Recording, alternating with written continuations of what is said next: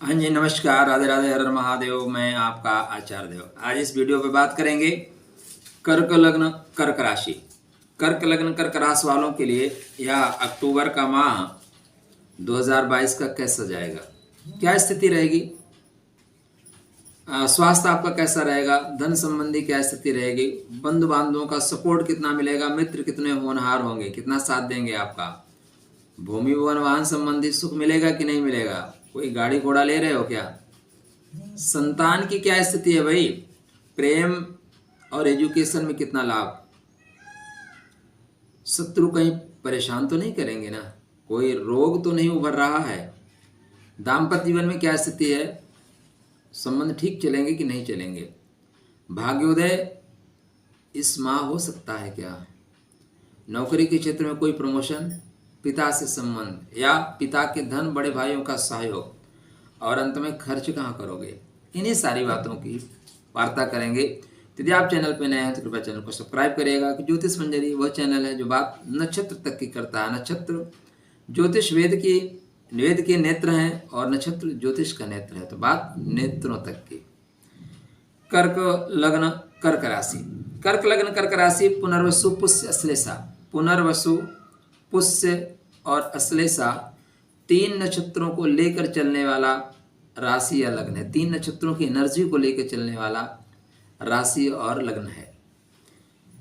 पुनर्वसु मतलब पुनः स्थापना, फिर से स्थापना। कोई काम आप स्टार्ट करें, स्टार्टिंग में अवरोध जरूर आता है लेकिन काम फिनिश होगा, गारंटेड फिनिश होगा। पुष्य मतलब पोषण करने वाला, शनि का नक्षत्र है, इसको सर्वश्रेष्ठ नक्षत्र की संज्ञा से विभूषित किया गया है क्योंकि पुष्य पोषण करता है, लोगों को खिलाता है।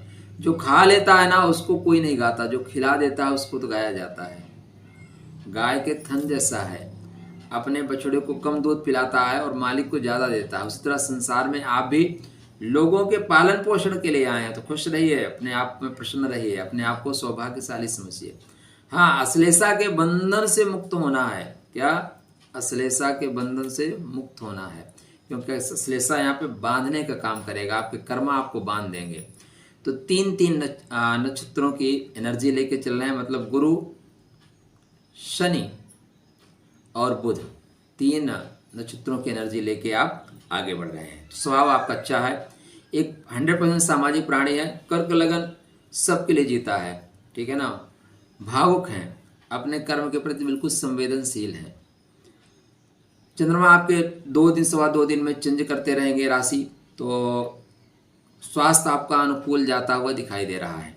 स्टार्टिंग से बात करें तो स्वास्थ्य आपका अनुकूल ही जाता दिखाई दे रहा है। आपके द्वितीय भाव के स्वामी सूर्यदेव जो कि कुटुंब के स्वामी हैं, धन के स्वामी हैं, द्वितीय से द्वितीय चल रहे हैं तृतीय भाव में, तो कुटुंब के लिए, परिवार के लिए, धन के लिए आप पराक्रम कर रहे हैं। कैसा पराक्रम होगा जी? पराक्रम आपका बुध जैसा होगा। बुध के राशि में बैठे हुए हैं। यद्यपि आपकी कुंडली में बुध जो है व्यय के कारक है, बुध खर्च के कारक और मेहनत के कारक हैं, तो बुध आपसे निश्चित रूप से इस माह में भाग दौड़ करवाएंगे, मेहनत करवाएंगे। आप सरकारी कर्मचारी हैं तो टीडी वगैरह जाने के लिए डेफिनेटली तैयार रहिएगा, आपको टीडी जाना ही पड़ेगा। वैसे भी अगर आप घर में रहते हैं तो कहीं ना कहीं रिश्तेदारी में या कोई न कोई आवश्यक कार्यों से आपको भाग दौड़ तो इस माह करनी ही करनी पड़ेगी, कुटुंब की रक्षा के लिए, पैसा कमाने के लिए।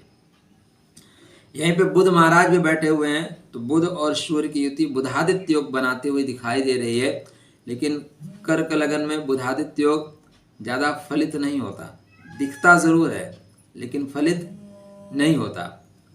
तो फलित इसलिए नहीं हो रहा है क्योंकि द्वादश का स्वामी है। किसका स्वामी है? द्वादश का। अब द्वादश का स्वामी खर्च कराएगा और पराक्रम का है तो पराक्रम की ज़्यादा गति प्रदान करेगा, तो फिर भी यहाँ पे बुधादित्य योग आपको पराक्रमी बनाएंगे। आपकी कुंडली में जो शुक्र महाराज हैं, शुक्र महाराज आपकी कुंडली में अपने से द्वादश हैं लेकिन एकादश भाव से पराक्रम के घर में है, तो पराक्रम के माध्यम से लाभ होगा। यहाँ पे एक योग बनता है सेल्फ मेड योग, तो इस यह जो माह होगा आपके लिए सेल्फ मेड योग बनाने वाला होगा। 19 अक्टूबर तक ये यहीं पे हैं। 19 अक्टूबर के पश्चात अपनी मूल त्रिकोण राशि तुला में कर जाएंगे प्रवेश। तो तुला में प्रवेश करते ही शुक्र समस्त साधनाओं को देने की ओर अग्रसर हो जाएंगे, लेकिन यहाँ तक आपको थोड़ा सा इंतजार करना ही पड़ेगा। देखिए यही तो ज्योतिष की खूबसूरती है कि आपको पता है रोड पे कहाँ यू टर्न आ रहा है, कहाँ ब्रेकर आ रहा है, आप रुक जाइए। जैसे ब्रेकर खत्म फिर आप एक्सीलेटर बढ़ा दीजिए, स्पीड पकड़ लीजिए, आगे बढ़ जाइए। यही तो ज्योतिष बताता है। ज्योतिष धन वर्षा का विषय नहीं है, ज्योतिष मार्गदर्शन का विषय है। और जो लोग यूट्यूब पे आपको बताएंगे ना कि यहाँ पे रखो लोटा धरती उगलेगी सोना, या यहाँ पे रखो ये छप्पड़ फाड़ के बरसेगा धन, तो इतने कारगर उपाय थे तो आप स्वतः कर लेते महाराज, ठीक है ना। यूट्यूब पे लाइक सब्सक्राइब करवाने के लिए क्यों आ रहे हो? तो लोगों को सही बात बताना है, सही मार्गदर्शन देते हुए चलना है। हवा हवाई न तो स्वतः करिए न लोगों को भरमाइए। ज्योतिष को एक नए सिरे से स्थापित करना है, सच बात बता के। ज्योतिष मार्गदर्शन का विषय है, भविष्य कथन की अपेक्षा मार्ग दिखाने का विषय है, और सही पथ मंजिल तक पहुंचाने की गारंटी लेता है। तो ज्योतिष सही पथ दिखाने का विषय है, इसलिए इसको ऐसे ही समझिएगा। तो जैसे शुक्र महाराज अपने घर में प्रवेश करेंगे तो भूमि भवन वाहन संबंधी सुख मिलेगा। आप कहीं दूर रहते हैं नौकरी इत्यादि की वजह से, यहाँ घर जाने को आपको मौका मिलेगा, तो घर से लाभ होगा, माता का सुख मिलेगा, बच्चों की माँ का सुख मिलेगा। तो यहाँ हर तरह से आपको सुख मिलता हुआ प्रतीत हो रहा है। लाभ होगा, लाभ की भी प्राप्ति होगी। आपकी कुंडली में मंगल महाराज कर्म के स्वामी हैं और पंचम के स्वामी हैं। केंद्र त्रिकोण का संबंध है, शुभ है, अत्यंत शुभ है। कर्क लगन में मंगल अत्यंत शुभ होते हैं। तो आपको पता है कर्क लगन कर्क राशि है, तो आपको एक मूंगा पहन के, तिकोना मूंगा पहन के रखना चाहिए, सिर्फ राशि पे नहीं लगन पे। मंगल महाराज एकादश भाव में चल रहे हैं, एकादश भाव में अपने ही नक्षत्र में चल रहे हैं। कौन से नक्षत्र में? मृगशिरा नक्षत्र में। मृगशिरा मंगल का नक्षत्र है, तेजस्वी नक्षत्र है, चंचल नक्षत्र है। इसके पास कस्तूरी है। क्या है? कस्तूरी मृगशिरा के पास ही है। तो संसार की जो मूल चीजें हैं वो इस नक्षत्र में है, आप ऐसा कह सकते हैं। जो जीवन का उद्देश्य है उस नक्षत्र से मिल सकता है आपको, अगर आप चाहें तो, कंसंट्रेट रहें तो लाभ के घर में पंचम विद्या बुद्धि आपके लाभ के घर में है, तो विद्या बुद्धि से लाभ। कर्म का स्वामी लाभ के घर में जा रहा है, तो पिता से लाभ, सरकार से लाभ, पिता से लाभ, सरकार से लाभ। शीघ्र करिए, ज़्यादा इंतजार करोगे तो मंगल महाराज 16 अक्टूबर के बाद यद्यपि अपने ही नक्षत्र में रहेंगे लेकिन द्वादश से ले जाएंगे, तो आप विदेश से लाभ देंगे।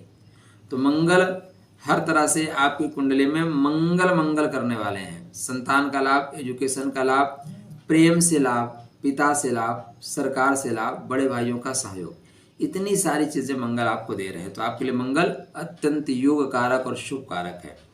गुरु महाराज आपकी कुंडली में वक्री अवस्था में चल रहे हैं और शनि के नक्षत्र उत्तर भाद्रपद में चल रहे हैं। तो यहाँ पे देखिए भाग्य के भरोसे बैठने से कुछ नहीं होगा, क्योंकि भाग्य स्वतः आपके भरोसे बैठा हुआ है। भाग्य को लगता है आप कर्म करो तब मैं उठूं, और आप भाग्य के भरोसे बैठ गए तो फिर आप बैठे ही रह जाएंगे। इसलिए गुरु के जो मूल त्रिकोण राशि है वो खष्टम भाव में है। गुरु चाहता है संघर्ष करो, गुरु चाहता है मेहनत करो, और आप सिर्फ अगर भाग्य के भरोसे बैठोगे तो गुरु सोया है, गुरु वक्री है, लौटा है, बोलता है बेटा पहले लौटो, खष्टम तक जाओ, संघर्ष करो तब सफलता आपको दूंगा।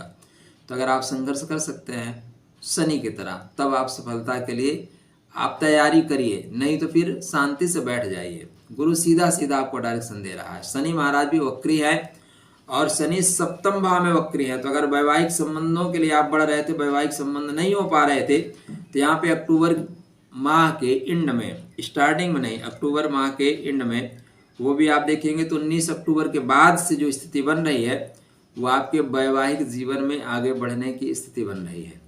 तो 19 अक्टूबर के पश्चात या तो आप वैवाहिक जीवन में आगे बढ़ रहे हैं, या आप परिवार से दूर है तो परिवार के साथ रहेंगे, या परिवार में आपस में क्लेश था तो क्लेश की समाप्ति हो रही है।